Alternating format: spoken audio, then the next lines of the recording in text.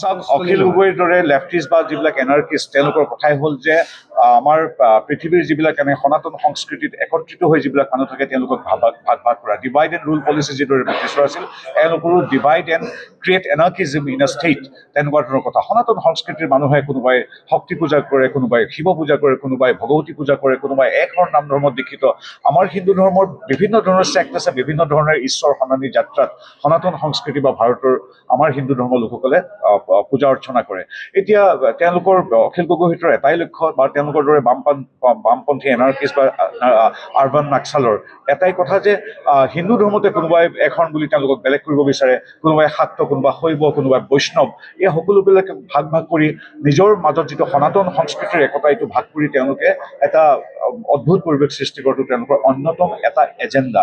গতিকে তেখেতে এবাৰ কয় যে আমি কামাখ্যা মন্দিৰলৈ যোৱাটো অনুচিত, আকৌ কেতিয়াবা কয় যে আহক দিলীপ শইকীয়াদেৱ কামাখ্যা মন্দিৰত আমি শপত খাওঁ। গতিকে তেওঁলোকৰ নিজৰ কোনো স্থিতি নাই, কেৱল তেওঁলোকৰ এটাই স্থিতি, সমাজখনক সনাতন সংস্কৃতিক হিন্দুক ভাগ ভাগ কৰা আৰু যিখিনি আমাৰ মৈমনসিং আমি আছে তেওঁলোকক তোষামত কৰা।